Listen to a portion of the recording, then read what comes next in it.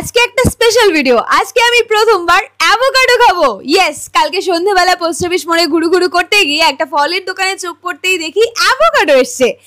অনেকগুলোর মধ্যে কাকু আমায় 70 টাকার এই অ্যাভোকাডো হাতে তুলে দিয়ে কনভিন্স করে যে এটা ম্যাচিওর, এটা পেকে গেছে, এটা খেতে ভালো লাগবে। আমিও আমার সাধারণ জ্ঞান ব্যবহার করে দেখি, হ্যাঁ এটার গাটা হলদে হয়ে এসেছে, প্লাস এটার ভেতরের বীজটাও আলগা হয়ে নড়াচড়া করতে লেগেছে। সুতরাং এই অ্যাভোকাডোটা হয়তো খাওয়ার জন্য একদম পারফেক্ট।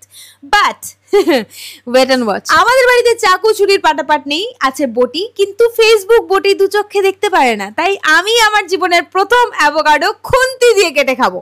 হ্যাঁ ইয়েস, একদম খুন্তির গায়ে অনেক ধার। অ্যাভোকাডোটাও একদম নরম হয়ে এসেছে, তাই একটুও বিরক্ত না করে একেবারে মাখনের মতো কেটে গেল। আর ভেতর থেকে বেরিয়ে এলো, আরে এ তো বীজ নয়, এ তো রীতিমতো আটি। অ্যাভোকাডোর আটি এত বড় হয়?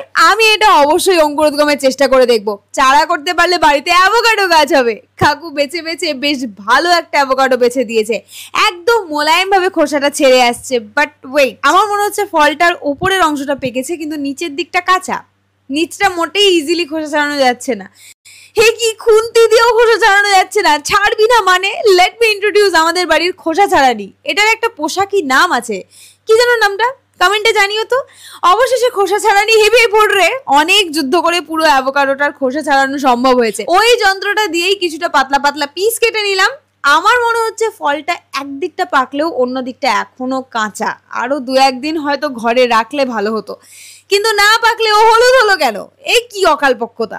আটিটা আলাদা করে রাখি, এটা থেকে গাছ করার চেষ্টা করবো আমি। চলো আগে খেয়ে দেখি কেমন। অনেক অনেক রেসিপি দেখেছি, কিন্তু এটার আসল টেস্টটা আমি উপভোগ করতে চাই।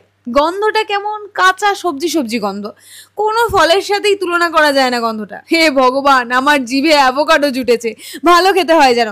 বাকিটা এক্সপ্রেশনে। 10, 9, 8, 7, 6, 5, 4, 3, 2, 1 আউট। ওয়াক থু খেতে। ইস ভগবান, 70 টাকা নষ্ট। এর থেকে তো কাঁচা পেঁপে খেতে ভালো। ওকে, হাল ছাড়লে হবে না। অনেক খাবারই প্রথম ট্রাইতে ভালো লাগে না, সো সেকেন্ড ট্রাই।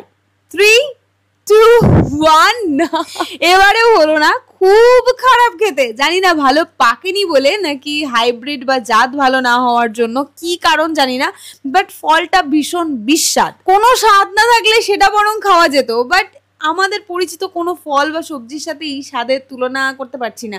আর কোনো ইচ্ছে নেই এই আটির পেছনে বৃথা শ্রমদান করার। নমস্কার বাপু, এই স্বাদের বর্ণনা দিতে আমি অক্ষম। তোমরা 70 টাকা নষ্ট করে ট্রাই করে দেখো নিজেরা। আমার 70 টাকা।